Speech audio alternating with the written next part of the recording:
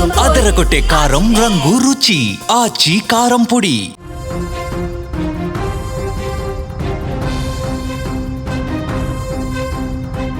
రాజకీయం అంటే అధికారం, హోదా మాత్రమే కాదు, అంతకు మించి బంధాలు, అనుబంధాలు ఉంటాయని నిరూపించారు జూబ్లీహిల్స్ కొత్త శాసనసభ్యులు. ఎన్నికల ఫలితాలు వెలువడి గెలుపు ఖరారు కాగానే నవీన్ యాదవ్ అందరి నాయకుల్లా కాకుండా కొంత విభిన్నంగా వ్యవహరించారు. అందరిలా పార్టీ ఆఫీసులకు, ఇతర నాయకుల దగ్గరకు వెళ్ళలేదు. ఆయన నేరుగా తన ఇంటికే వెళ్ళారు. తన గెలుపు క్రెడిట్ను తన తల్లిదండ్రులకు అంకితం చేస్తూ తల్లిదండ్రుల పాదాలను తాకి ఆశీర్వాదం తీసుకున్నారు. తల్లిదండ్రులు సైతం కొడుకు విజయాన్ని చూసి ఆనంద బాష్పాలతో కన్నీళ్లు పెట్టుకున్నారు. ఆ కన్నీటితోనే వారు ఆశీర్వదించారు. జూబ్లీహిల్స్ ఉప ఎన్నికలో కాంగ్రెస్ విజయ జఢంకా మోగించింది. కాంగ్రెస్ అభ్యర్థి నవీన్ యాదవ్ గ్రాండ్ విక్టరీ కొట్టారు.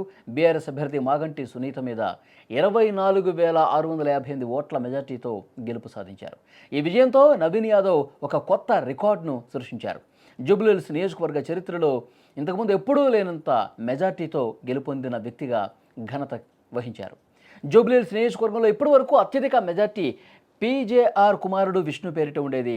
దివంగత ఎమ్మెల్యే మాగంటి గోపీనాథ్ 2014లో 9,242 మెజార్టీనే, 18లో 16,004, 2023లో 16,330 ఈ మెజార్టీతోనే వారు గెలిచారు. తాజాగా జరిగిన జూబ్లీహిల్స్ ఉప ఎన్నికలో కాంగ్రెస్ అభ్యర్థి నవీన్ యాదవ్ ఈ మెజార్టీలు అన్నింటినీ అధిగమించేసి 24,658 ఓట్ల మెజార్టీతో విజయం సాధించి నియోజకవర్గ చరిత్రలో అత్యధిక మెజారిటీ సాధించినటువంటి వ్యక్తిగా రికార్డు క్రియేట్ చేశారు. గెలుపు అనంతరం నేరుగా ఇంటికే వచ్చారు. మీరు స్క్రీన్ మీద దృశ్యాలు కూడా చూస్తూ ఉన్నారు. నవీన్ యాదవ్ తల్లిదండ్రుల పాదాలకు నమస్కారం చేస్తున్నటువంటి దృశ్యం, ఆశీస్సులు తీసుకుంటున్నటువంటి దృశ్యం చాలా స్పష్టంగా మీరు చూస్తున్నారు. నవీన్ యాదవ్, వారి భార్య ఇద్దరూ కూడా ఆశీస్సులు తీసుకుంటూ ఉన్నారు.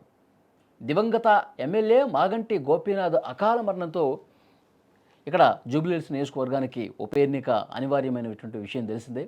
ఈ ఎన్నికను ప్రధాన రాజకీయ పక్షాలు చాలా సీరియస్గా తీసుకున్నాయి. అధికార కాంగ్రెసు, బీఆర్ఎస్, బీజేపీ చాలా ప్రతిష్టాత్మకంగా గెలవాలని చాలా కసిగా పోరాటం చేశారు. కాంగ్రెస్ తరఫున స్థానికుడైనటువంటి నవీన్ యాదవ్ బరిలోకి దిగ్గా బీఆర్ఎస్ గోపీనాథ్ సతీమణి సునీతకు టికెట్ కేటాయించింది కూడా తెలుసు. ఇక బీజేపీ నుంచి లంకల దీపక్ రెడ్డి పోటీ చేశారు. చివరి వరకు ఉత్కంఠగా హోరాహోరీగా జరిగింది. ఒకానొక దశలో అయితే కొన్ని సర్వేలు బీఆర్ఎస్ఏ గెలుస్తుందని చెప్పారు. కానీ ఎక్కడా కూడా బీఆర్ఎస్ ఎన్ని సర్వేలు చేసినా, బీఆర్ఎస్ఏ గెలుస్తుందని చెప్పి ఎంతమంది ప్రచారం చేసినా, తనదైనటువంటి శైలిలో లోకల్ లీడర్గా పేరున్నటువంటి నవీన్ యాదవ్ గల్లీ గల్లీ తిరిగారు.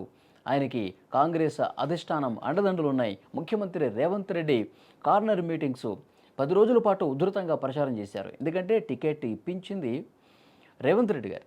హైకమాండ్ దగ్గర నవీన్ యాదవ్ అయితేనే ఇక్కడ గెలుపు మనకి సునాయాసం అవుతుందని చెప్పి మరి హైకమాండ్ దగ్గర ఒప్పించి టికెట్ ఇప్పించి నవీన్ యాదవ్ కోసం ప్రచారం చేసి మిగతా మంత్రులు, కాంగ్రెస్ సీనియర్ నాయకులు అందరూ కూడా ప్రచారం చేశారు. అధికార పార్టీ 2 ఏళ్ల పాటు చేసినటువంటి అభివృద్ధి సంక్షేమ కార్యక్రమాలను చూసి ప్రజలు ఓటేయాలని కోరారు. దానికే ప్రజలంతా కూడా, ప్రతి బస్తీలో ఉన్నటువంటి ప్రజలు కాంగ్రెస్కే ఈరోజు పట్టం కట్టినట్టు పరిస్థితుంది. ఆ గొప్ప విజయం తర్వాత, అత్యధిక మెజార్టీతో గెలుపొందిన తర్వాత నేరుగా ఇంటికే వచ్చారు నవీన్ యాదవ్. ఇంటికి వచ్చి తల్లిదండ్రుల ఆశీస్సులు తీసుకున్నారు. నా నియోజకవర్గ ప్రజల కోసం నిరంతరం శ్రమిస్తాను అని కూడా తర్వాత ఆయన మాట్లాడిన పరిస్థితి.